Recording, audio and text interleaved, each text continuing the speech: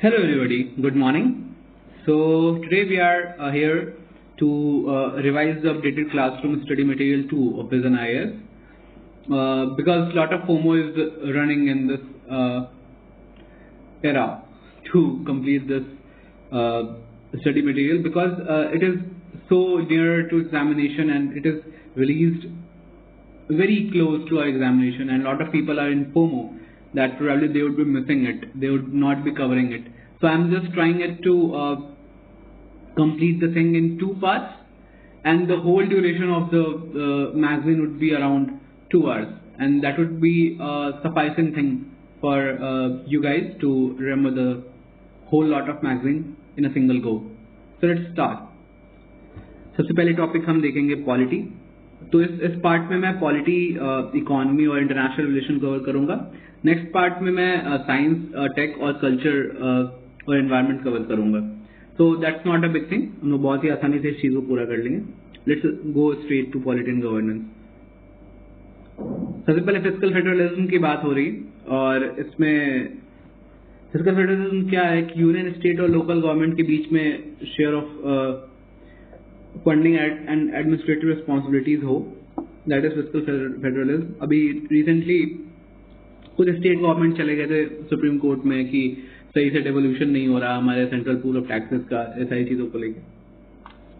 Sources of state revenue देख लेते हैं. Taxes on income, taxes on property and capital transaction, taxes on commodity and services. इसके अलावा tax revolution from centre भी इसका एक कॉम्पोनेंट है. नॉन टैक्स रेवेन्यू स्टेट का क्या क्या हो सकता है? Dividend, profit from PSEs, fee for administrative services, जैसे इसमें फाइन्स भी आ जाएंगे जो अक्सर चालान कट जाती है वो चीज, प्लस जो प्रॉपर्टी रजिस्ट्रेशन, स्टाम्प ड्यूटीज लगते हैं वो सारी चीजें भी आएंगी. ग्रांट्स फ्रॉम यूनियन गवर्नमेंट, 3 तरीके के मेनली ग्रांट्स होते हैं: disaster relief grants, grant for local bodies and revenue deficit grants. अब 7th शेड्यूल जो कॉन्स्टिट्यूशन का है वो टैक्स बेसिस को डिलिनेट करता है आर्टिकल 246 के अंतर्गत. डिस्ट्रीब्यूशन ऑफ रेवेन्यू का डिफरेंट आर्टिकल्स के अंतर्गत है, लेकिन 279A है जीएसटी के लिए, और इंटर स्टेट ट्रेड और कॉमर्स के लिए 269A है. बस इतना ही याद रखना, ज्यादा परेशान नहीं होना. स्टैट्यूटरी ग्रांट आर्टिकल 275 के अंतर्गत है. ये इसमें फिनांस कमीशन इसे रिकमेंड करता है स्पेशल नीड्स के लिए. डिफरेंट सम फिक्स हो सकते हैं डिफरेंट स्टेट्स के लिए, ठीक है. डिस्क्रिशनरी ग्रांट्स आर्टिकल 282, यूनियन और स्टेट में make any grant for any public purpose even beyond their legislative competence. ये बात याद रखनी होगी कि बियॉन्ड देयर लेजिस्लेटिव कॉम्पिटेंस भी ग्रांट्स दिए जा सकते हैं.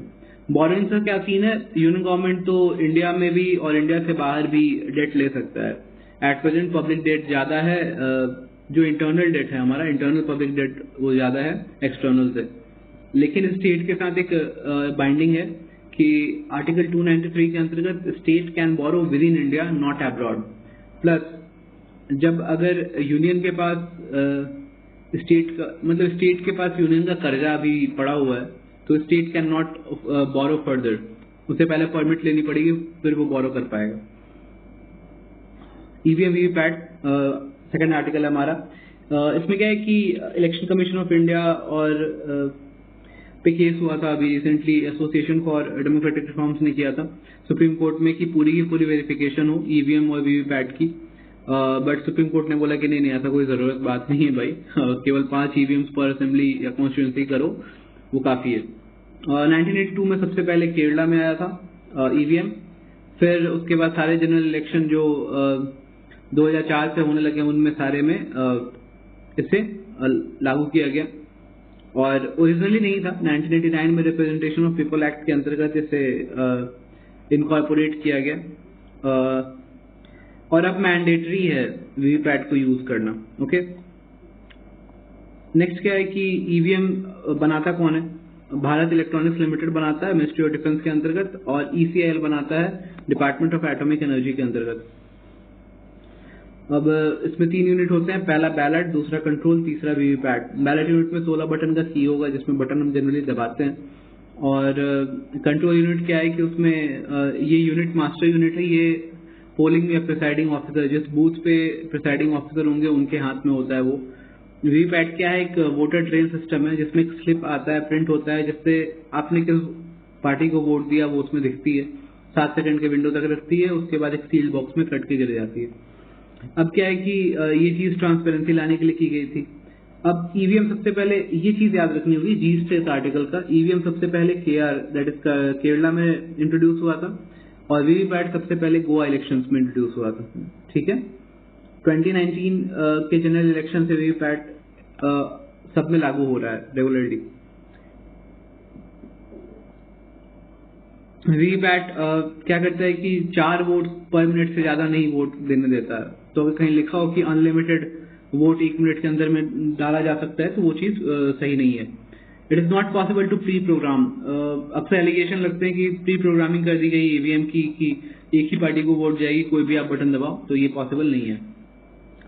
नेशनल ह्यूमन राइट्स कमीशन को फिर से एक्रेडिशन नहीं मिली in United Nation linked Global Alliance of National Human Rights Institution, that is GANHRI, वहां पे नहीं मिली इन्हें। ये एक स्टैट्यूटरी बॉडी है अंडर ह्यूमन राइट्स एक्ट 1993, बाद में अमेंड भी की गई 2006 से 2019 में। इसमें डिफाइन किए जाते हैं वो राइट्स जो life, liberty, equality and dignity of individual के लिए हों। अपॉइंटमेंट कौन करेगा? प्रेसिडेंट ऑफ इंडिया करेंगे, लेकिन एक कमेटी होगी जिसके रिकमेंडेशन पे करेंगे। वो कमेटी के हेड होंगे प्राइम मिनिस्टर, और स्पीकर ऑफ लोकसभा उसके मेंबर होंगे, minister in charge of union ministry of home affairs उसके मेंबर होंगे, leader of opposition Lok Sabha Rajya Sabha के उसके मेंबर होंगे, और डिप्टी चेयरमैन ऑफ राज्यसभा भी होंगे। 5 फुल टाइम मेंबर्स होते हैं, 7 डीम्ड मेंबर्स होते हैं इसके।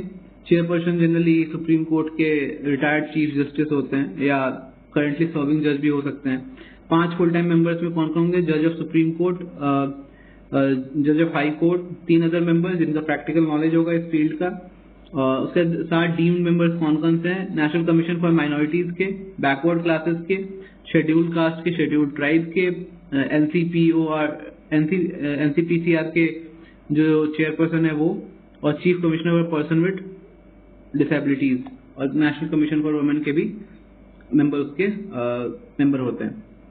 70 साल तक का इनका टेन्योर होता है, रीअपॉइंटमेंट के लिए एलिजिबल है, that's it. Power of civil court होता है, इसका मतलब ये होता है कि ये समन कर सकते हैं अटेंडेंस किसी का भी, discovery and production of any document, ये सारी चीजें कर सकते हैं। और प्रेसिडेंट इन्हें रिमूव करता है on ground of proved misbehaviour और incapacity after consultation with Supreme Court. 1 साल के बाद के केसेस को ये नहीं इन्वेस्टिगेट कर सकता है। Violation of human rights by arm forces के लिए एनएचआरसी पहले रिपोर्ट लेगा यूनियन गवर्नमेंट से, फिर इशू करेगा रिकमेंडेशन, लेकिन स्टेट ह्यूमन राइट्स कमीशन कुछ भी हो जाए आर्म फोर्सेस के खिलाफ कुछ नहीं कर सकता। मिसलीडिंग एडवर्टाइजमेंट के बारे में देख लेते हैं। अभी एक बहुत ही खूबसूरत सी ब्रांड है जो अक्सर नेचुरल होने का दावा करती है, उसके ऊपर सुप्रीम कोर्ट ने अभी बहुत सारी चीजों को मिसलीडिंग एडवर्टाइजमेंट के थ्रू बेचने का आरोप लगाया और उन्हें बहुत सारी बार सॉरी वगैरह ही बोलना पड़ा publicly. So I hope you guys know it. तो फिर क्या है कि कंज्यूमर प्रोटेक्शन एक्ट 2019 के अंतर्गत डिफाइंड है ये कि क्या क्या चीजें मिसलीडिंग हो सकती हैं। Falsely describe a product or service, give a false guarantee to nature, quantity or quality of product or service, represent unfair trade practice or deliberately conceals important information। ये सारी चीजें हैं इसमें। अब इनिशिएटिव क्या क्या लिए गए थे? गाइडलाइंस जारी किए गए थे by CCPA, drug and magical remedies act 1954 था, फिर कंज्यूमर प्रोटेक्शन एक्ट 2019 है, इसने एस्टैब्लिश की थी CCPA to regulate matters relating to misleading advertisement. Food safety and standard act है 2006 का, ये सारी चीजें इसे कंट्रोल कर रही है। अब दूसरे इंपॉर्टेंट जो न्यूज है related to election, disclosure of asset by election candidates. Supreme court ने भी कहा कि इलेक्शन कैंडिडेट के पास भी राइट टू प्राइवेसी है भाई। ऐसा नहीं कि उन्हें कुछ चीजें डिस्क्लोज करनी है पब्लिक लाइफ में तो वो हर एक minimum minute to minute detail उन्हें बताना ही पड़ेगा, ऐसा खासा जरूरी नहीं है, बट जितनी चीजें इलेक्शन के लिए रिक्वायर्ड है उतना उन्हें बताना चाहिए। स्टैट्यूटरी प्रोविजन क्या है? Section 33 of representation of people act 1951 कहता है कि जो नॉमिनेशन है for election of candidate and representation of valid information, उतनी सारी चीजें तो उन्हें करनी पड़ेंगी। सेक्शन 36 ऑफ आरपीए 1951 कहता है कि नॉमिनेशन एंड की स्क्रूटनी हो सकती है और एम्पावर कर सकता है रिटर्निंग ऑफिसर को नॉमिनेशन रिजेक्ट करने का भी, अगर वो सब्सटैंशियल कैरेक्टर के डिफेक्ट में हो तो। होम वोटिंग इस बार पहली बार लागू की गई है।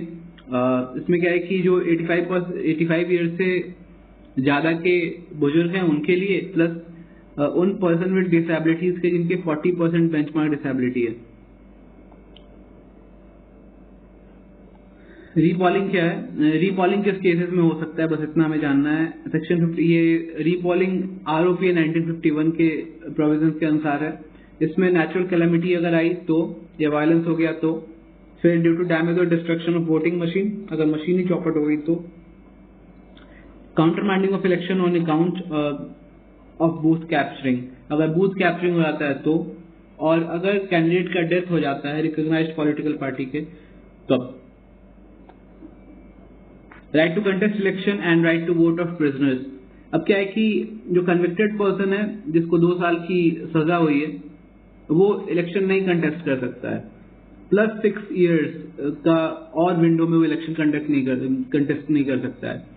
लेकिन एक पुराना केस है, अगर ऐसा कुछ आता है तो हमें याद रखना होगा कि ईसीआई जो है वो कॉम्पिटेंस में होता है कि वो डिस्क्वालिफिकेशन का जो ड्यूरेशन है वो कम कर दे, क्योंकि एक टाइम पे प्रेम तमांग करके एक नेता थे जो मर गए सिक्किम में, उन्होंने उनके लिए ईसीआई ने कम किया था ड्यूरेशन ऑफ इम्प्रिजनमेंट के बाद। वो जब बाहर निकले थे कन्विक्शन के बाद तो उन्हें 1 साल कर दी गई थी उनकी ड्यूरेशन 6 साल से हटा के, और उन्होंने चुनाव लड़ा था और जीता था भी।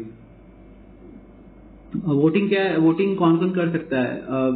जनरली सभी कर सकते हैं, बट जो पर्सन प्रिजन में कन्फाइंड है वो नहीं कर सकता, प्लस जो पर्सन प्रिवेंटिव डिटेंशन में है वो इंटाइटल्ड है वोट के लिए, वो उसे नहीं रोका जा सकता है। अगर कोई एक्विटेड नहीं है फर्स्ट केस में, इस केस में अगर वोटिंग के टाइम पे अगर वो एक्विटेड नहीं है तब तक वो वोट नहीं कर पाएगा, लेकिन प्रिवेंटिव डिटेंशन के टाइम पे वो इंटाइटल्ड है वोट के लिए। और एक और टाइम पे डिस्क्वालिफिकेशन को रोका जा सकता है, अगर डिस्क्वालिफिकेशन कन्विक्शन के कारण अभी स्टे कर दी गई है बाई एनी सुप्रीम कोर्ट और हाई कोर्ट। और इम्पोर्टेंट न्यूज देखते हैं, क्यूरेटिव पिटिशन क्या है? दिल्ली मेट्रो रेल कॉर्पोरेशन के अभी आर्बिट्रल अवार्ड में सुप्रीम कोर्ट ने क्वॉश किया उस ऑर्डर को। क्यूरेटिव पिटिशन क्या है? ये कॉन्स्टिट्यूशनल रेमेडी है, रिव्यू पिटिशन के बाद ये मिलता है। शेप आया था इसका रूपा अशोक खुर्रा वर्सेज अशोक खुर्रा एंड अनदर केस 272 में। Curative power of court directly mention नहीं है, बट ये फ्लो करता है from article 129 that is court of record and article 142 power to do complete justice. Curative petition 3 ground के ऊपर लिए जा सकते हैं। Violation of principle of natural justice, ठीक है। Question of bias against the presiding जज, ठीक है। Abuse of the process of the court, ये बात भी। डॉक्ट्रिन ऑफ हार्मोनियस कंस्ट्रक्शन क्या है? अब ये केस नहीं याद रखना हमने, बट डॉक्ट्रिन याद रखनी है। ये कॉन्फ्लिक्ट बिटवीन डिफरेंट स्टैट्यूट्स और between the statutes in such circumstances courts try to interpret them in a way that makes them work together smoothly instead of declaring other statutes void. ये सबसे पहले उस दिन की हुई थी शंकरी प्रसाद वर्सेस यूनियन ऑफ इंडिया 1951 में।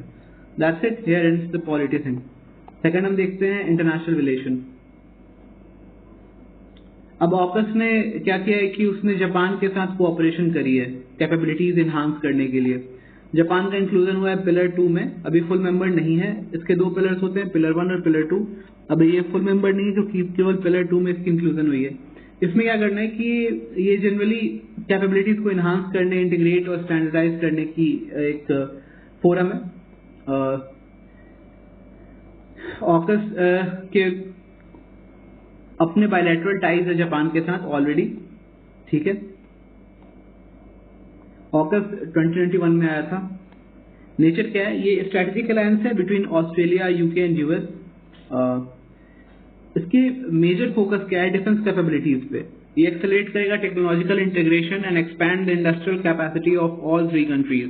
इसके 2 पिलर्स होते हैं। पहला pillar 1 conventionally armed nuclear powered submarines. इसके अंतर्गत यूके और यूएसए ऑस्ट्रेलिया को हेल्प कर रहा है। पिलर 2 में क्या है? Advance capability development. इसके अंतर्गत डिफरेंट जो भी कंट्रीज के मेंबर होंगे वो फोकस करेंगे साइबर कैपेबिलिटीज पे, आर्टिफिशियल इंटेलिजेंस पे, क्वांटम टेक पे and additional under sea capabilities पे। नेक्स्ट हमें देखना है कि ये क्या है। ये AUKUS primarily serves as a framework for advancing defence technology, ये इसका मेजर हाईलाइट है।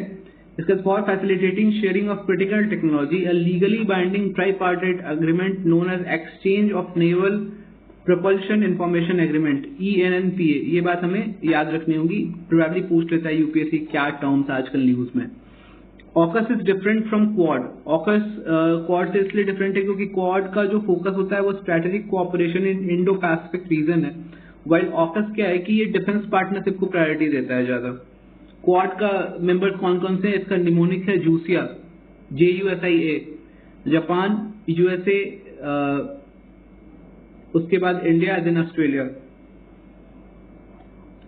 और इम्पोर्टेंट न्यूज क्या है कि यूएन मेंबरशिप प्रोसीजर। यूएन का मेंबरशिप प्रोसीजर क्या होता है कि सबसे पहले आपको एक, ये पैलेस्टीन के केस में भी न्यूज में आया है, सबसे पहले आपको एप्लीकेशन देनी है सेक्रेटरी जनरल को। सेक्रेटरी जनरल को एप्लीकेशन देने के बाद आपको सेक्रेटरी जनरल क्या करेंगे कि यूएन सेक्रेटरी काउंसिल में बैठेंगे और 9 आउट ऑफ 15 उन्हें वोट चाहिए होता है, ठीक है। और कोई भी वीटो नहीं होना चाहिए 5 परमानेंट मेंबर्स से। 5 परमानेंट मेंबर्स कौन है? रूफची 5 परमानेंट मेंबर्स हैं। अब ये कैसे पता चलेगा कौन कौन से हैं? Russia, USA, UK, France, China. United nation conference on trade and development, अब UN ट्रेड एंड डेवलपमेंट हो गया है ऑन इट्स 68th एनिवर्सरी, ठीक है। ये हेल्प करता है फाइनेंसिंग फॉर डेवलपमेंट में। ये जो मैंडेट, इसका मैंडेट आया था एडिस अबाबा एजेंडा 2015 के अंतर्गत। 4 other major institutional stake holders हैं इसके, World Bank, IMF, World Trade Organization and UNDP। ये कंट्री को हेल्प करते हैं under debt management and financial analysis system के अंतर्गत ये हेल्प करते हैं। यूरेशियन इकोनॉमिक यूनियन की बात कर लेते हैं। इंडिया और EU ब्लॉक ऑफिशियल्स ने एक फॉर्मल नेगोशिएशन ट्रीटी करी है फॉर FTA, ठीक है। एम्बिशियस प्रोजेक्ट है सोवियत रीजन के अंतर्गत इकोनॉमिक इंटीग्रेशन के लिए। 5 मेंबर कंट्रीज हैं इसके, Armenia, Belarus, Kazakhstan, Kyrgyzstan and Russia. इसे कैसे याद करेंगे हम? AB काकी, रशिया। रशिया इसमें टॉप ट्रेडिंग पार्टनर है बायलैटरल ट्रेड के अनुसार। Initiative for prevention of crimes against peace keepers, India lead group of friends ने लॉन्च किया नया डेटाबेस जो पीस कीपर या ब्लू हेलमेट्स होते हैं उनके खिलाफ जो क्राइम्स होते हैं उनको उनके डेटा को हासिल करने के लिए और उस पर एक्ट करने के लिए। International Narcotic Control Bureau INCB, Jagdeep Pavadia को अभी रीइलेक्ट किया गया इंटरनेशनल नारकोटिक्स कंट्रोल ब्यूरो में, और ये स्टैब्लिश हुआ था 1968 में with single convention on narcotic drugs 1961। इसके 13 मेंबर कंट्री हैं। हर बार UN इकोसॉक इसे 5 साल के लिए इलेक्ट करता है। UN इकोसॉक।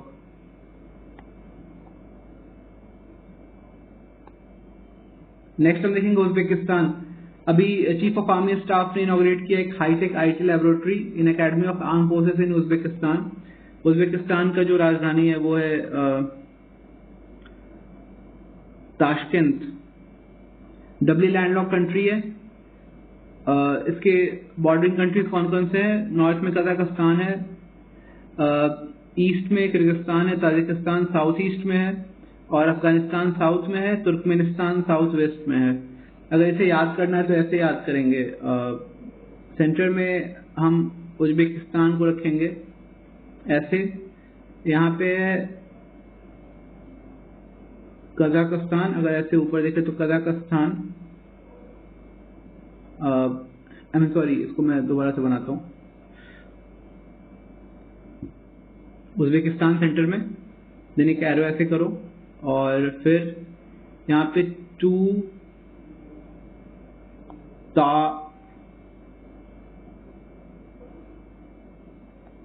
KYKA, और यहाँ पे इन दोनों के बीच में अफगानिस्तान। तो ये हमें याद करने में हेल्प करता है कैसे इसके एंटी क्लॉकवाइज कैसे इसके चारों तरफ लोग बैठे हुए हैं। इसका डेजर्ट किजिल कुम है, हाईएस्ट पॉइंट खाजरेज सुल्तान है, मेजर रिवर सिर दरिया और अमू दरिया यहाँ से बहता है। Aral Sea is located in both Kazakhstan and Uzbekistan. Senkaku Island क्या है कि इसमें जापान और यूएसए ने अपोज किया है कोई भी अटेम्प्ट चाइना के द्वारा कि वो स्टेटस क्वो को चेंज करे। यहाँ पे डिस्प्यूट बहुत लंबे वक्त से चल रहा है सेनकाकू आइलैंड पे, जिसे दियाओ टाई और दियाओ आइलैंड भी कहते हैं। सितवे पोर्ट म्यांमार में इंडिया को राइट टू ऑपरेट मिल गया है after Chabahar in Iran. Sittwe port Kaladan river के अंदर स्टोरी में लोकेटेड एक डीप वाटर पोर्ट है रखाइन स्टेट ऑफ म्यांमार में। ये भी देख लेंगे, कोलकाता से हम जा सकते हैं सितवे से पलेतवा कलादान रिवर जेटी सिस्टम के थ्रू जाएंगे। फिर एक हाईवे है जोरिंगपुई बॉर्डर क्रॉसिंग आएगा, उसके बाद ये मिजोरम में है। फिर हाईवे आएगी 100 किलोमीटर की, वो ऐजवाल तक जा सकते हैं हम। ताजिकिस्तान का कैपिटल दुशुनबे और लैंडलॉक कंट्री है सेंट्रल एशिया में, border by Kyrgyzstan, China in east, Afghanistan in south and Uzbekistan in west and north west. Highest peak क्या है? इमेनी इस्माइल समानी और major rivers Amu Darya and Vakhsh river. Aral sea देख लेते हैं। अरल सी के कारण अब वो सूख चुकी है, उससे जो डेजर्ट बना है उससे पूरे के पूरे सेंट्रल एशिया में डस्ट ही डस्ट आ रहा है। अरल सी एक सॉल्ट वाटर लेक है सेंट्रल एशिया का, था अब तो नहीं है, खत्म हो गई उसकी सारी पानी। और ये बाउंड्री पे है Kazakhstan to the north and Uzbekistan to the south. ठीक है। लेक उरुमिया क्या है? नॉर्थ वेस्ट ईरान में लोकेटेड है। ये हमें थोड़ा सा याद रखना होगा, इस बार इम्पोर्टेंस है ईरान का, क्योंकि अभी अभी उसके बेचारे प्रेसिडेंट जी हेलीकॉप्टर में गिर के मर गए। लेक हमाउन भी ईरान अफगानिस्तान बॉर्डर पे है। लेक उरुमिया भी ईरान में है, नॉर्थ वेस्ट ईरान में। वो नॉर्थ वेस्ट ईरान के तरफ ही उनकी हेलीकॉप्टर एक हादसे की शिकार हो गई। North Korea capital Pyongyang. Russia ने वीटो किया है यूनाइटेड नेशन एक्सपर्ट पैनल का जो मॉनिटर कर रहे थे sanctions against North Korea. Russia और नॉर्थ कोरिया की अच्छी खासी बातचीत चलती रहती है, that's why they are opposing it. Highest peak क्या है? Mount Paektu 2। और मेजर रिवर कौन से हैं? Yalu, Tumen, Taedong and Imjin. Ural river के बारे में देख लेते हैं। उराल रिवर उराल माउंटेन्स में ओरिजिनेट होता है और कैस्पियन सी में ड्रेन करता है। यूरोप का थर्ड लॉन्गेस्ट रिवर है after Volga, Danube and Ural, VDU। Republic of Ireland capital Dublin है और great part of an island lying to the west of Great Britain. Great Britain से अलग है ये, ग्रेट ब्रिटेन के अंदर नहीं है ये। और अटलांटिक ओशन वेस्ट में इसके, सेल्टिक साउथ में और आयरिश सी ईस्ट में है। ओके। रिवर शैनॉन है। हाईएस्ट पीक कारांटो हिल है। लार्जेस्ट लेक लॉगन्याग है। Romania capital Bucharest. इसने एक ऐसा बहुत ही पावरफुल लेजर बनाया है जो कि बहुत सारे रिवोल्यूशनरी काम में हेल्प कर सकता है, हेल्थ में, स्पेस में, बहुत सारी चीजों में। ये बॉर्डर किया जाता है by Ukraine in north, Moldova in north east, Bulgaria in south, Serbia and Hungary west. Bounded by Black Sea to the south east. Join NATO in 2004 and European Union in 2007। Geographical features क्या है? Climate is temperate और कैपेथेनियन mountains यहाँ के important mountains है। Netherland capital Amsterdam. Major river सीधे देख लेते हैं। यहाँ पे राइन और म्यूज रिवर है और वाल्सर बर्थ हाईएस्ट पॉइंट है यहाँ पे। अब हम देखेंगे कीनिया के बारे में। Kenya capital Nairobi. Heavy rains capital city में आती है, उसने रिजल्ट किया बहुत सारे डेवास्टेटिंग फ्लड्स। मेजर माउंटेन क्या है? Mount Kenya, second highest in Africa. Aberdare range. Major river Athi और ताना। लेक विक्टोरिया इसके वेस्टर्न बॉर्डर में है। ठीक है। This point is that river and that Lake Victoria is in western border. Lake Victoria on western border bisected horizontally by equator, Great Rift Valley पे लाई करता है। अपार ट्रायंगल क्या है? Northern most portion of great rift valley. ये position जो है gulf of Aden इसके पास का, इसे अपार डिप्रेशन कहते हैं। ये यहाँ पे न्यूबियन, सोमाली और अरेबियन प्लेट कन्वर्ज करता है। यहाँ पे ऐसा माना जा रहा है कि नया नया एक समंदर बनेगा। अवॉश रिवर यहीं पे जाके ड्रेन आउट होता है। Chad capital Ndjamena. मैं नहीं पढ़ सकता। लार्जेस्ट लेक क्या है? लेक चार्ड है इसका। मेजर रिवर लेक चारी है और माउंट कॉसी इसका हाईएस्ट पॉइंट है। घना कैपिटल आकरा है। मेजर रिवर वोल्टा, टानो, प्रा। माउंट अफाजातो इसका हाईएस्ट पॉइंट है। ग्रीनविच मेरिडियन यहाँ से पास होता है। कोलंबिया कैपिटल बोगोटा, यहाँ पे वाटर रेशनिंग शुरू किया है इसने due to low level of water in the reservoirs, ठीक है। कैरेबियन सी में से बाउंडेड है और Pacific ocean in the west. Andes mountain यहाँ से आता है और अमेज़न फॉरेस्ट भी है यहाँ पे। इंपॉर्टेंट पीक्स कौन से हैं? Pico Cristobal, Simon Bolivar. River कौन कौन से? मगाडालेना, ओरिनोको और अमेजोन, ठीक है। बायलैटरल रिलेशंस देखेंगे अब। 75 ईयर्स हमने सेलिब्रेट कर लिया है इंडोनेशिया के साथ रिलेशन का।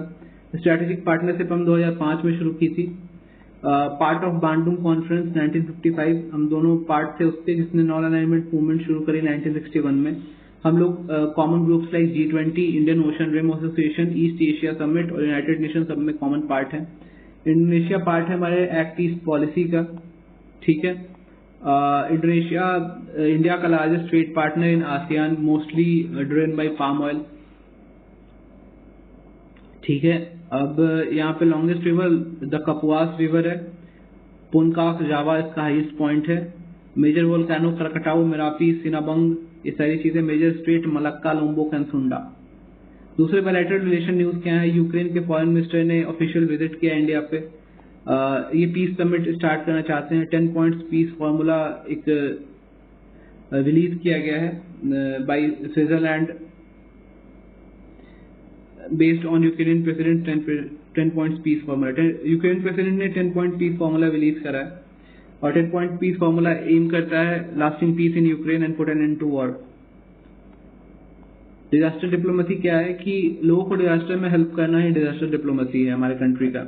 सीधी सीधी बात है कि जब भी डिजास्टर कहीं पे आए वहां पे जाइए, हेल्प कीजिए। जैसे अभी इंडिया ने तुर्की में हेल्प किया था ऑपरेशन दोस्त के अंतर्गत। ऑपरेशन करुणा लॉन्च किया था साइक्लोन हिट म्यांमार के लिए। कैपेसिटी बिल्डिंग करते हैं हम नेपाल, मालदीव, श्रीलंका, बांग्लादेश, मॉरिशस, इनके लिए। अर्ली वार्निंग सिस्टम, जैसे यूएन का early warning for all EW4 all initiative है, ये याद रखने की यूएन ने स्टार्ट करी है। हमारा मिशन सागर के बहुत सारे कंट्रीज पार्ट हैं। Essential food items, medicine, Ayurvedic medicine to Mauritius and Comoros, इसी के अंतर्गत हमने लोगों को दिया, मॉरिशस और कोमोरोस को पहुंचाया था। चाबहार पोर्ट क्या? Shahid Beheshti port terminal at Chabahar port हमने अपने लिए एग्रीमेंट के थ्रू ले लिया है ईरान से, और ये साइन किया गया India Ports Global Limited IPGL के द्वारा और ports and maritime organization of Iran. IPGL company 100% owned by Sagarmala development company limited under ministry of ports and shipping and waterways. दूसरे रिसेंट डेवलपमेंट क्या है? Shenzhen area. शेंजन में सीधी सी में बात यही याद रखनी कि ट्रैवलर्स के लिए वीजा है और 23 out of 27 EU members, not total EU members, ये बात याद रखनी है। प्लस EFTA के जो मेंबर्स है। EFTN में कौन कौन है? इसका कोड है EFTN का LINS, LINS, लेकिनस्टन, उसके बाद Iceland, then Norway and Switzerland.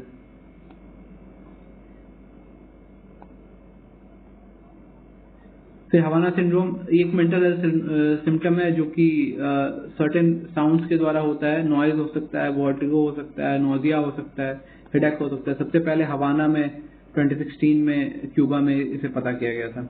Darfur crisis क्या है? यहाँ पे लोग भूखमरी के कारण ग्रास और पीनट्स के शेल्स खाने पे मजबूर हो चुके हैं। ये वेस्ट सूडान में लोकेटेड है दारफुर। इसमें बॉर्डर है लीबिया का, चाड का और सेंट्रल अफ्रीकन रिपब्लिक का। इरेज क्रॉसिंग क्या है? नॉर्थ ऑफ गाजा स्ट्रिप में इरेज क्रॉसिंग है, इसको बेट हनौन भी कहते हैं। ये इजराइल और नॉर्दर्न गाजा स्ट्रिप के बीच का बॉर्डर क्रॉसिंग है। दूसरे की क्रॉसिंग क्या है? राफा यहाँ पे गाजा स्ट्रिप विद इजिप्ट। करम अबू सालेम, करम शालोम क्रॉसिंग भी है वहीं पे। इंडिया का डिफेंस एक्सपोर्ट्स 31 टाइम बढ़ गया है FY 2013-14 से लेके FY 22-23 तक। वेपनाइजेशन ऑफ स्पेस एक टॉपिक है, उसमें अभी रशिया ने वीटो कर दिया UNSC के ड्राफ्ट रेजोल्यूशन पे, ताकि वेपन फ्री आउटर स्पेस हो, जो कि प्रपोज किया गया था यूनाइटेड स्टेट्स एंड जापान के द्वारा। इंडिया ने स्पेस कैपेबिलिटी को एनहांस करने क्या क्या किया है? डिफेंस स्पेस एजेंसी खोला है 2018 में, मिशन शक्ति लॉन्च करी थी, इंडिया SpaceX लॉन्च करा था। कुछ ग्लोबल इनिशिएटिव देख लेते हैं पीस इन स्पेस के। Committee on peaceful uses of outer space, COPUOS 1959, outer space treaty 1967, then rescue agreement, rescue of astronauts basically, special space liability convention 1972 का, जो भी डैमेज आप कॉज करेंगे उसके लिए आप लायबल होंगे। लॉन्च रजिस्ट्रेशन कन्वेंशन ऑफ 1975, इसमें जो भी कंट्री अपनी सैटेलाइट उड़ाएगी वो रजिस्टर करेगी। मून एग्रीमेंट क्या है कि इसमें मून पे जो भी काम हम करने वाले हैं उस पर कोई भी वेपन्स ऑफ मास डिस्ट्रक्शन नहीं रखेंगे, ठीक है। इंडिया पार्टी है आउटर स्पेस ट्रीटी का, रेस्क्यू एग्रीमेंट का, लायबिलिटी कन्वेंशन का, रजिस्ट्रेशन कन्वेंशन का। हम कोपस में पार्टिसिपेट करते हैं। हमने मून ट्रीटी को साइन किया लेकिन रेटिफाई नहीं किया अभी। आफ्सपा 1958 देख लेते हैं। ये एक्सटेंड किया गया 8 district in Arunachal Pradesh and Nagaland. अभी आफ्सपा नामा में है, Nagaland, Assam, Manipur and Arunachal Pradesh, not in rest north eastern states. ये एक्ट इनेबल करता है special power to conferred upon member of armed forces in disturbed areas. Disturbed area ये डिफाइन करता है। स्पेशल पावर क्या मिलती है सेक्शन 4 के अंतर्गत, कि कोई भी कमीशन ऑफिसर या वारंट ऑफिसर या नॉन कमीशन ऑफिसर या कोई भी other person of equivalent rank in armed forces को स्पेशल पावर दिया जाता है। वो फायर कर सकते हैं, फोर्स यूज कर सकते हैं, वो किसी को मार भी सकते हैं। Prohibiting assembly of 5 or more person, almost article 144 के तरह ही है ये वाला प्रोविजन। प्रोहिबिट करता है वेपन कैरी करने से, किसी को भी अरेस्ट कर सकते हैं बिना वारंट के। कंबाइंड मैरीटाइम फोर्सेस की बात करेंगे। इंडियन नेवी ने सीज किया अभी अरेबियन सी में बहुत सारा ड्रग्स, ऑपरेशन क्रिम्सन बाराकूडा के अंतर्गत। ये ऑपरेशन लॉन्च किया गया है विद 42 कंट्रीज और ये कमांडेड है bye US navy vice admiral. ये पार्टिसिपेशन जो है वॉलंटरी है, नॉट कंपल्सरी। ऑपरेशन मेघदूत और सियाचिन ग्लेशियर, हम सियाचिन ग्लेशियर में हम ऑपरेशन मेघदूत के अंतर्गत हमने सियाचिन ग्लेशियर को ऑक्युपाई किया था। ये 2000 फीट पे लोकेटेड है, ईस्ट काराकोरम रेंज, अक्सर ये टॉपिक्स में घूम जाता है। ईस्टर्न काराकोरम रेंज में है ये, नॉर्थ ऑफ नुब्रा वैली है। It is second longest 75 kilometer non-polar glacier in the world after Spidchenko Glacier in Tajikistan. UK parliament ने पास करी है bill to send asylum seekers to Rwanda. अब जो भी वहां पे असाइलम लेंगे उन्हें रवांडा भेज दिया जाएगा, ठीक है। 1951 का रिफ्यूजी कन्वेंशन है कि जो भी स्टेट इसके पार्टी हैं वो आउटलाइन करते हैं refugee rights, state legal obligation to protect them, ये सारी चीजें आउटलाइन करते हैं। इंडिया इसका पार्टी नहीं है, पर फिर भी इंडिया बहुत सारी रिफ्यूजी रिहैबिलिटेशन एक्टिविटीज करता है। हम लोग रिफ्यूजी स्टेटस डिटर्मिनेशन भी करते हैं। ड्राफ्ट एक्सप्लोसिव बिल क्या है? एक्सप्लोसिव बिल एक्ट 1884 को चेंज करने का, जिसके अंतर्गत रासबिहारी बोस चार्ज किए गए थे। जैसे पनिशमेंट और फाइन का कुछ इशू है।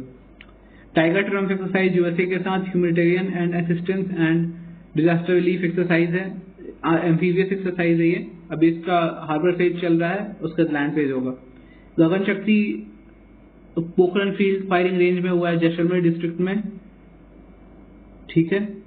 एक्सरसाइज पूर्वी लहर ईस्ट कोस्ट के ईस्टर्न नेवल कमांड के द्वारा हुआ है ये, ठीक है। अब हम इकोनॉमी देखेंगे। ग्रॉस फिक्स्ड कैपिटल फॉर्मेशन क्या है ये? इसको इन्वेस्टमेंट भी कहते हैं पहली चीज तो। और इसमें अभी बहुत ही स्लगिश ग्रोथ हमने अभी महसूस करी within a decade. Reasons क्या है? Fall in private GSTF, higher consumption and low private investment. Private investment इसलिए भी लो है क्योंकि रिफॉर्म्स बहुत ही स्लो हो रहे हैं लास्ट 2 डेकेड्स में। Capital formation and gross capital fixed capital formation में क्या क्या अंतर है? कैपिटल फॉर्मेशन वो प्रोसेस है जिसके थ्रू रिसोर्सेज इन्वेस्ट किए जाएंगे डिफरेंट एसेट्स में, जैसे प्लांट, इक्विपमेंट, मशीनरी एटसेट्रा में। ग्रॉस कैपिटल फॉर्मेशन क्या है कि ये growth in size of fixed capital in an economy को ग्रॉस कैपिटल फॉर्मेशन कहते हैं। इसके 3 कंपोनेंट हैं। ग्रॉस फिक्स्ड कैपिटल फॉर्मेशन जैसे land improvement, plant, machinery and equipment purchase and construction of road, change in stocks of raw material, semi finished and furnished goods, net acquisition of valuables like gold, gems, ornaments and precious stones. Net capital formation के लिए हम लोग gross capital formation में से depreciation, obsolescence और accidental damage हटा देते हैं। जीएसटीएफ क्या इंक्लूड नहीं करता है? इंटरमीडिएट कंजम्पशन नहीं इंक्लूड करता है machinery and equipment intended for house hold final consumption expenditure, ये केवल जो फैक्ट्री के लिए काम है उसी को इंक्लूड करता है, जबकि हाउस होल्ड यूजर्स को नहीं इंक्लूड करता। Losses due to natural disaster भी इसमें इंक्लूड नहीं होता है। इसको ग्रोथ मल्टीप्लायर इसलिए कहते हैं क्योंकि दोनों पॉजिटिवली कोरिलेटेड हैं। अगर जीएफसीएफ ज्यादा होगा तो जीडीपी भी ज्यादा होगी। अर्बन पॉवर्टी इंडिया में देखेंगे, इंडिया एम्प्लॉयमेंट रिपोर्ट रिलीज की गई है by International Labour Organization and Institute of Human Development. ILO 1990 में बनी थी ट्रीटी ऑफ वर्साइलेस के अंतर्गत। ओरिजिनली ये यूएन का पार्ट नहीं था, बाद में 1946 में यूएन का पार्ट बनता है। इंडिया इसका मेंबर है। इसके कुछ रिपोर्ट्स आते हैं, वीसो आता है और वर्ल्ड सोशल प्रोटेक्शन रिपोर्ट आता है। अभी अर्बन अनएम्प्लॉयमेंट ज्यादा है, ऑन रूरल अनएम्प्लॉयमेंट से ज्यादा है, और यंगर यूथ्स जो हैं उनके अंतर्गत अनएम्प्लॉयमेंट ज्यादा है, ओल्डर यूथ्स में अनएम्प्लॉयमेंट कम है। मेल का लेबर फोर्स पार्टिसिपेशन रेट ज्यादा है than female in both rural and urban areas. Poverty में डिक्लाइन हुई है 2012 से 2022 के बीच में। ठीक है। Inheritance tax as a tool of wealth distribution, ये क्या है? इनहेरिटेंस टैक्स लेवी की जाता है प्रॉपर्टी या एसेट जो इनहेरिट किए गए हैं किसी के डेथ पे, उस पे लगाए जाते हैं। ये डिफर करता है स्टेट टैक्स से, जो कि लेवाई किया जाता है total value of deceased person state.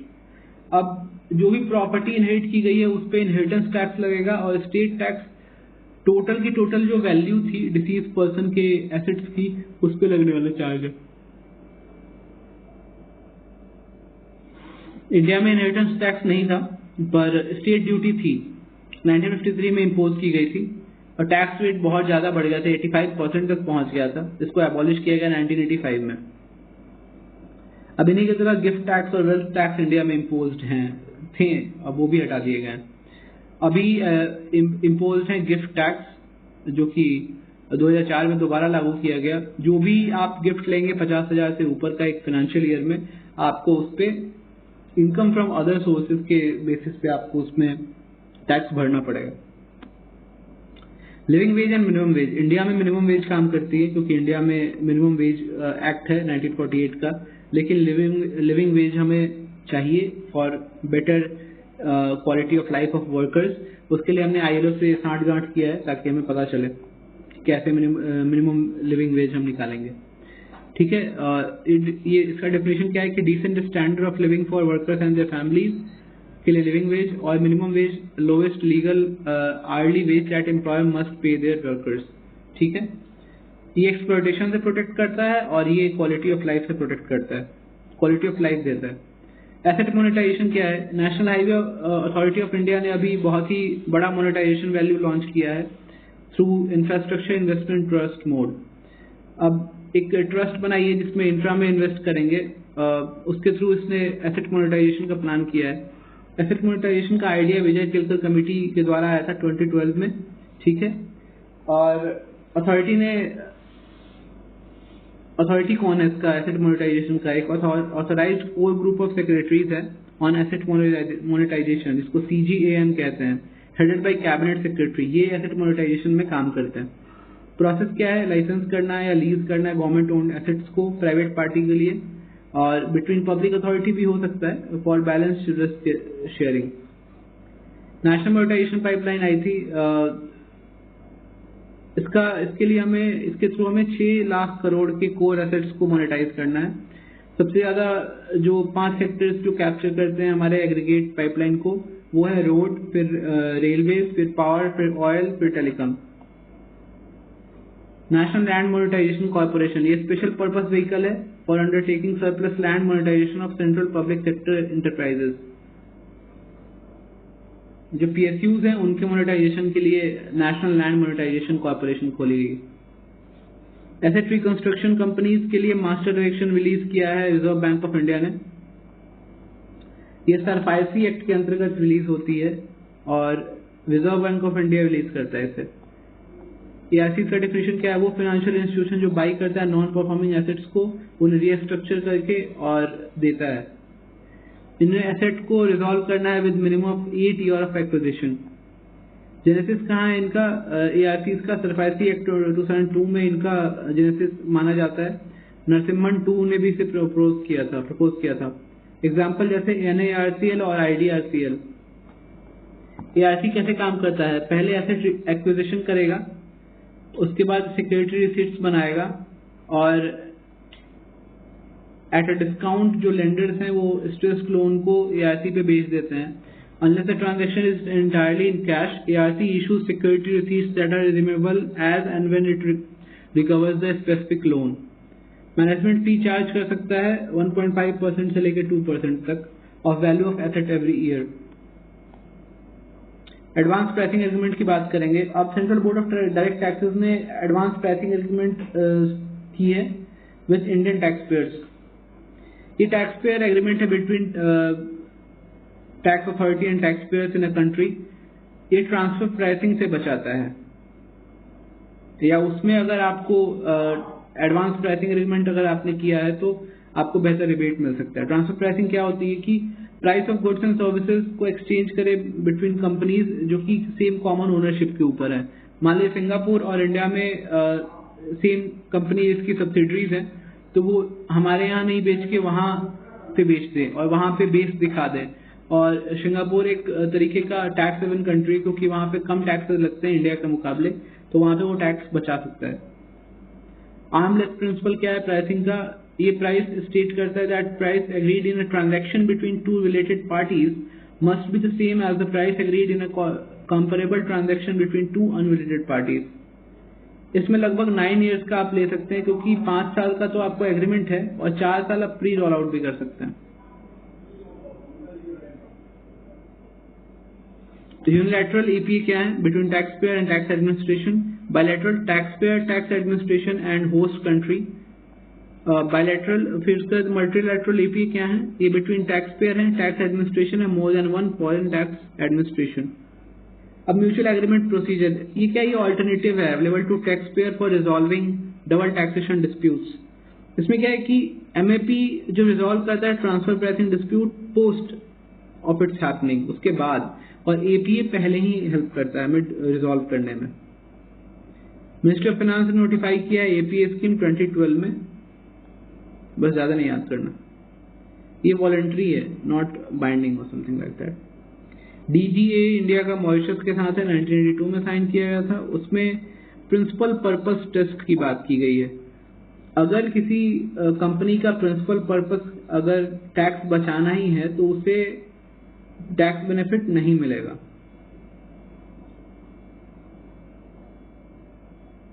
Crowd funding की बात करेंगे। क्राउड फंडिंग सोलिसिटेशन है फंड्स का फ्रॉम मल्टीपल इन्वेस्टर्स। इसे कौन रेगुलेट करता है? सेबी रेगुलेट करता है।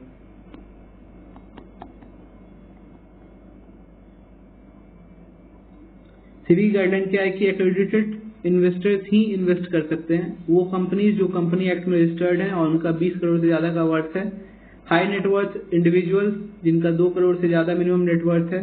Eligible retail investors who have a minimum annual gross income of ₹10 lakh.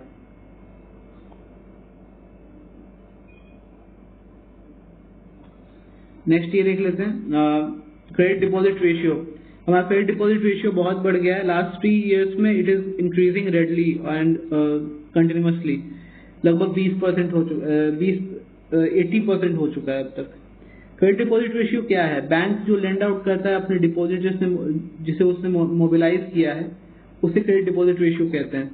Credit deposit suggest करता है कि significant portion of bank resources are allocated to loans. कितना % ऑफ बैंक के जो रिसोर्सेज है वो लोन में एलोकेट किए गए हैं। It could potentially stimulate economic growth, लेकिन सेम टाइम पे रिस्क ज्यादा है। Payment aggregator financial technology company है जो कि रजिस्टर की जाती है कंपनी एक्ट 1956 या 2013 के अंतर्गत। इसको ऑथराइजेशन मिलता है RBI और payment and settlement systems act 2007 के अंदर। ये एक्सेप्ट करता है इलेक्ट्रॉनिक पेमेंट फॉर बिजनेस, जैसे गूगल पे, फोन पे, कैश फ्री एक्सेट्रा। इसको सेबी का कंप्लेंट रिड्रेसल सिस्टम है। इसमें आपको 21 दिन के अंतर्गत जो कंप्लेन है उसको रिजॉल्व करना होगा। Compulsory convertible debentures, competition commission of India ने अप्रूव किया है CCD for Napino auto by IFC। ये क्या है? ये वो कन्वर्टेबल डिबेंचर्स हैं जो इक्विटी में कन्वर्ट होंगे ही होंगे एट अ स्पेसिफिक टाइम। ये लॉन्ग टर्म फंड्स के लिए है, not for short term fund. DSIIS release किया गया है बाई IRDA। इसमें LIC, NIACL और GIC अभी भी domestically and systematically important insurance हैं। कंज्यूमर कॉन्फिडेंस सर्वे है, ये RBI के द्वारा बाई मंथली होता है कंज्यूमर कॉन्फिडेंस सर्वे। इसमें हम करंट सिचुएशन प्लस एक ईयर फ्यूचर एक्सपेक्टेशन रखते हैं, दो चीजें लेते हैं और 19 मेजर सिटीज के अक्रॉस इसका डेटा लिया जाता है। करंट सिचुएशन इंडेक्स में इंडिया बहुत अच्छा परफॉर्म कर रहा है and also in future expectation index में भी अच्छा परफॉर्म कर रहा है। इंटरनेशनलाइजेशन ऑफ रुपी, इसमें इंडियन रुपी को ज्यादा से ज्यादा इंटरनेशनल ट्रेड में यूज करना इंटरनेशनलाइजेशन ऑफ रुपी कहलाता है। इंडियन रुपी लीगल करेंसी थी, लीगल टेंडर थी इन सम गल्फ कंट्रीज ड्यूरिंग 1970s, अब नहीं है, अब तो वहां पे अपने अपने करेंसीज आ गए हैं। और इसका बेनिफिट क्या होगा, एक्सचेंज रेट रिस्क जो है हमारा dollar to rupee, rupee and dollar ये सब करना नहीं पड़ेगा, तो उसका रिस्क कम होगा। इंटरनेशनल फाइनेंशियल मार्केट में हमारा रीच बढ़ेगा क्योंकि हम रुपी में अगर ट्रेड करेंगे तो हमारे लिए आसान होगा वो ट्रेड पूरा करना। कैपिटल फॉर्मेशन इनहांस करेगा, फाइनेंस करेगा बजट डेफिसिट को, रेगुलेट करेगा कैपिटल फ्लोज को, रिड्यूस करेगा रिक्वायरमेंट ऑफ फॉरेक्स रिजर्व्स। अब चैलेंज क्या क्या है, एक्सचेंज रेट का वॉलेटिलिटी हो सकता है, मॉनेटरी पॉलिसी डिलेमा और डिफरेंट डिलेमा हो सकता है, वल्नरेबिलिटी ऑफ एक्सटर्नल शॉक हो सकता है, मैक्रो इकोनॉमिक स्टेबिलिटी हो सकती है। आपको इनमें से किसी भी टर्म का मीनिंग अगर समझ में नहीं आया तो आप कमेंट कर देना, मैं आपको उसे एक्सप्लेन कर दूंगा। जस्ट बिकॉज ये क्विक रिकैप है इस अपडेटेड मैगजीन की, सो दैट हमारा फोमो एंड हो, इसलिए मैं ये चीज आप लोगों के लिए थोड़ा फास्ट वे में कर रहा हूँ, सो दैट आप भी इसे इफेक्टिवली रिवाइज कर पाए। 1.5 पे लगा के सुनेंगे तो इजिली आपको याद भी हो जाएंगी चीजें। अभी इंडिया में कैपिटल अकाउंट कन्वर्टिबिलिटी कंप्लीट नहीं है, पार्शियल है। दो तरीके से हम अचीव कर सकते हैं, 2-3 तरीके से इसे, करेंसी स्वैप और लोकल करेंसी सेटलमेंट करें डिफरेंट कंट्रीज के बीच में, और कंटिन्यूअस लिंक्ड सेटलमेंट एक सिस्टम है फॉरेन करेंसी ट्रांजैक्शन का, पेमेंट वर्सेस पेमेंट बेसिस पे ये काम करता है। ये 18 करेंसीज के बीच का सिस्टम है, इंडिया का INR इसका मेंबर नहीं है। और भी कुछ स्टेप्स लिए गए हैं, जैसे वोस्ट्रो अकाउंट खोले गए हैं डिफरेंट कंट्रीज में, हमारे वोस्ट्रो अकाउंट्स हैं, बायलैटरल स्वैप एग्रीमेंट्स किए गए हैं।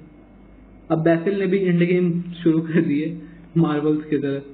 बैसिल ने एंड गेम प्रपोजल लाया है consumer on the margin of US financial system, ये BCBS के द्वारा आता है, बैसिल कमिटी ऑन बैंकिंग सुपरविजन के द्वारा। Central bank of G10 countries ने 1974 में इसे स्थापित किया था, इंडिया इसका मेंबर है through RBI। Group of central bank and governor and head of supervision इसके गवर्नेंस करते हैं, कोई लीगल फोर्स नहीं है। डिस्क्रिप्शन बैसिल नॉर्म्स का देख लेते हैं, ये वो अमाउंट ऑफ कैपिटल है जो बैंक के पास हमेशा होना चाहिए against credit operational market risk of their business. Basel 1 norms 1987 में आए थे, बैसिल 2 नॉर्म्स 2004 में आया था, जैसे minimal capital requirement, supervisory review, market discipline की बात की गई थी। बैसिल 3 नॉर्म्स 2010 में आई थी, जो sound liquidity and leverage ratio की बात करता है। बैसिल 3 के अंतर्गत 8% की हमारी कैपिटल कंजर्वेशन बफर, 2.5% और 8% की हमारी रिस्क रिलेटेड एसेट्स रेशियो होने चाहिए। बैसिल 1 नॉर्म्स हमने बाद में 2007 में गाइडलाइन आया था तो बैसिल 2 का, और बैसिल 1 को हमने 1998 में कंप्लीट किया था। Basel 3 capital regulation pillar 1 of Basel 3 norms were implemented in India with effect from article April 2013 और बाद में अक्टूबर 2021 से कम्प्लीटली लागू हो चुका है। RBI थोड़ा और स्ट्रिक्ट करता है, 8% की जगह हम लोग 9% रखते हैं CRAR। इसकी कुछ टर्मिनोलॉजी है, जैसे टियर 1 कैपिटल जिसको कोर कैपिटल कहते हैं, ये पेड अप शेयर कैपिटल है, स्टॉक्स और डिस्क्लोज रिजर्व्स हैं जो इजी हैं लिक्विडेट करने के लिए, परमानेंट नेचर में है और उनका हाई कैपेसिटी है लॉस को एब्जॉर्ब करने का। टियर 2 कैपिटल सप्लीमेंट्री कैपिटल है, ये ऑल अदर कैपिटल्स जो कि अनडिस्क्लोज्ड है, रिवैल्यूएशन रिजर्व है, जनरल प्रोविजंस है और लॉस रिजर्व्स हैं, ये बहुत ज्यादा डिफिकल्ट हैं लिक्विडेट करने में, इसलिए ये उतने अच्छे नहीं होते।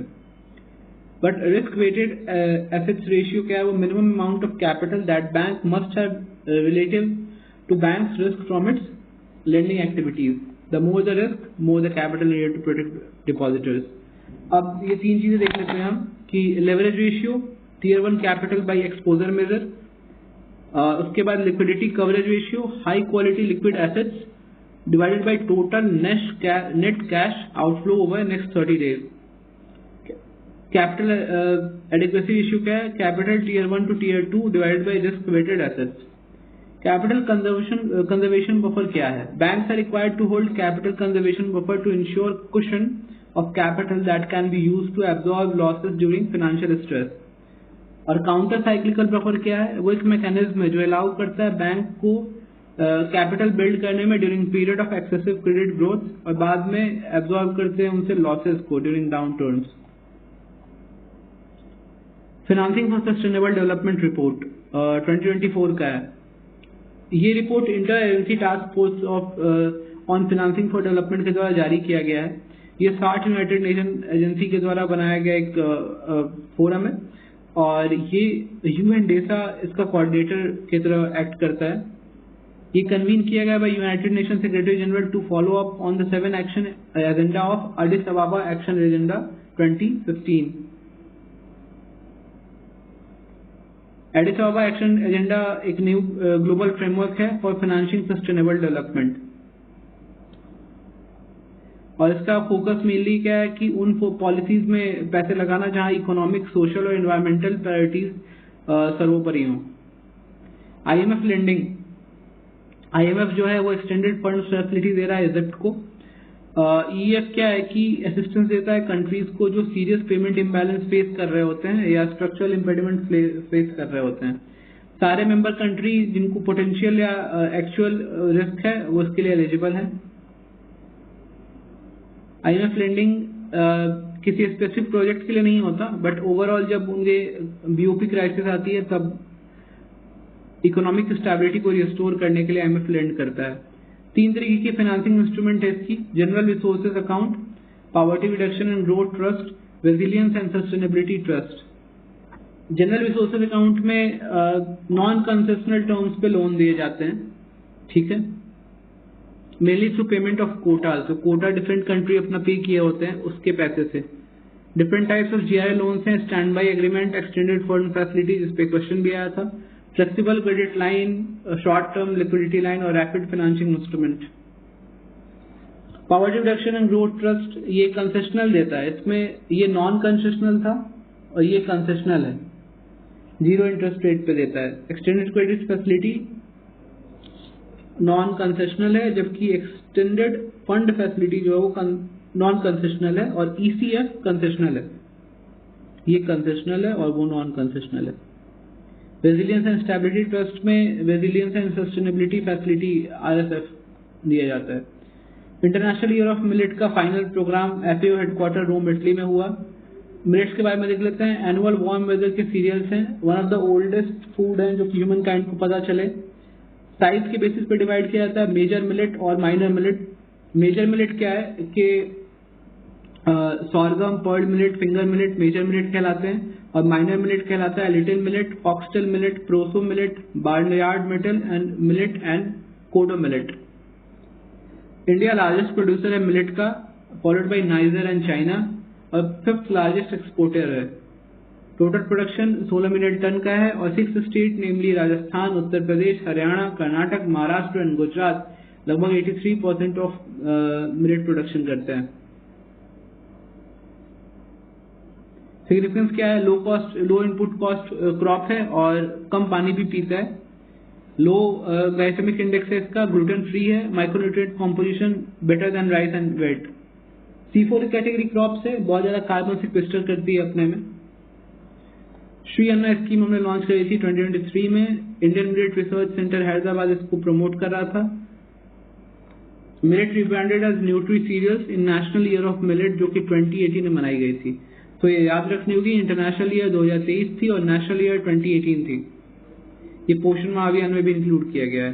स्टील सेक्टर ऑफ इंडिया, इसमें ये डाउन बहुत तरीके के स्टील हो सकते हैं. स्पेशलिटी स्टील, डाउन स्ट्रीम में कुछ वैल्यू एडेड प्रोडक्ट ऐड किए जाएंगे। ग्रीन स्टील क्या है कि लोएस्ट कार्बन फुटप्रिंट होगा। ग्रीन स्टील के प्रोडक्शन में hydrogen made from renewable energy replace कर देता है फॉसिल फ्यूल्स को, जो कि ऑक्सीजन को रिमूव करते हैं आयरन ओर से। प्रॉब्लम क्या है हमारे पास कि डंपिंग बहुत ज्यादा हो रहा है चाइना और वियतनाम से, और डिपेंडेंट है हम import of coking coal from Australia and Russia. Steel scrap, ये डिस्कार्डेड स्टील होता है जो कि सेकेंडरी रॉ मटेरियल की तरह यूज हो सकता है, एक साइक्लिकल इकोनॉमी में हेल्प करेगा ये। पिग आयरन क्रूड आयरन होता है, स्मेल्टिंग ऑफ आयरन ओर और इल्मेनाइट से मिलता है हमें। कोल सेक्टर इंडिया 5वां सबसे बड़ा रिजर्व है हमारे पास, सेकंड लार्जेस्ट कंज्यूमर है कोल के, सेकंड लार्जेस्ट इंपोर्टर भी हैं, और 50.7% of India's power generation is supported by coal and lignite. हम लोग 1 बिलियन टन्स का जो प्रोडक्शन है वो क्रॉस कर गए हैं। MMDR एक्ट का जो अमेंडमेंट हुआ 2021 में, उसके अंतर्गत कंपोजिट प्रोस्पेक्टिंग लाइसेंस का माइनिंग लीज मिल सकता है। नेशनल कोल इंडेक्स है जो कंबाइन करता है prices of coal from all the sales channel, that is notified prices, auction prices and import prices, उसके बेसिस पे एक इंडेक्स जारी होता है। कोल रिजर्व देख लेते हैं इंडिया में, जम्मू एंड कश्मीर, हरियाणा, राजस्थान में भी है, गुजरात में भी है, इधर मध्य प्रदेश, छत्तीसगढ़, महाराष्ट्र में है, फिर छत्तीसगढ़, बिहार, झारखंड में है, और मेघालय और असम में है। जो ज्यादा डार्कर एरियाज है जैसे ये वाला रीजन, ये रीजन और ये रीजन, यहाँ पे बिट्यूमिनस कोल मिलता है। जो लाइटर रीजन है लिग्नाइट, जो कि तमिलनाडु, गुजरात का, फिर उसका हरियाणा, राजस्थान और जम्मू एंड कश्मीर। ये जो रेड है एंथ्रासाइट, एंथ्रासाइट जो है सबसे ज्यादा कार्बन कंटेंट वाला कोल है, और ये केवल जम्मू कश्मीर में मिलता है टर्शियरी डिपॉजिट के पास। इंडेक्स ऑफ 8 कोल इंडस्ट्री देख लेते हैं, ये बढ़ा है 6.7%। इसके 8 कंपोनेंट होते हैं, इसे याद करना है CCC फंड्स, 8 कंपोनेंट याद हो जाएंगे, आप इसे पढ़ लीजिएगा। इसमें सबसे ज्यादा जो वेटेज होता है वो पेट्रो प्रोडक्ट्स का होता है, उसके बाद इलेक्ट्रिसिटी का, फिर स्टील का, फिर कोल का। रिलीज किया जाता है office of economic adviser, ministry of commerce and industry के द्वारा। IPRPM फ्रेमवर्क, इसमें वेल नोन मार्क का दर्जा दिया गया है हल्दीराम के भुजिया वाले को, और ये वेल नोन ट्रेडमार्क डिफाइन किया जाता है अंडर ट्रेडमार्क्स एक्ट 1999। अब देख लेते हैं कि पेटेंट जो है वो पेटेंट एक्ट के अंतर्गत है, इसमें 20 साल मिलता है, और बाकी में सब में 10 साल है ऑलमोस्ट, अगर ध्यान से देखें हम तो।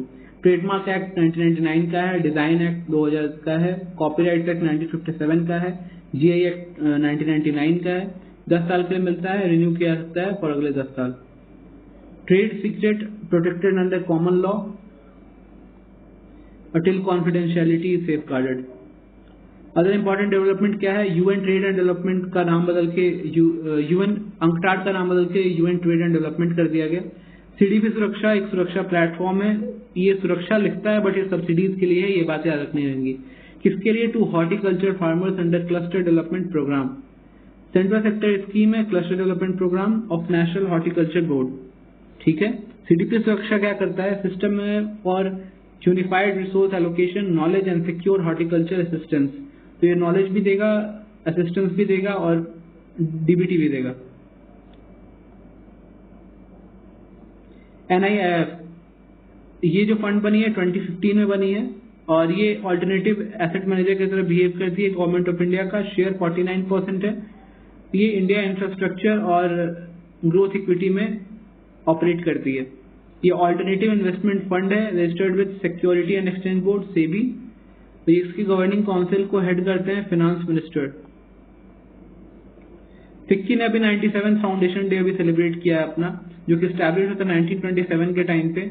लार्जेस्ट और oldest apex business organisation India का, और इसने एक कैस्केड लॉन्च किया था फोरम 2011 में, जो कि स्मगलिंग और काउंटर फिटिंग एक्टिविटीज के खिलाफ एक फोरम था। तो इस तरीके से हमने खत्म कर लिया इकोनॉमी, और नेक्स्ट हम देखेंगे इसके तुरंत के बाद हम एनवायरनमेंट हम थोड़ी देर के बाद देखेंगे नेक्स्ट वीडियो में। हमारी इकोनॉमी यहाँ तक कंप्लीट हो गया, पेज 46, ठीक है। फिर एनवायरनमेंट, साइंस एंड टेक और कल्चर बची हुई है, जो नेक्स्ट वीडियो में कंप्लीट कर दूंगा। Thank you.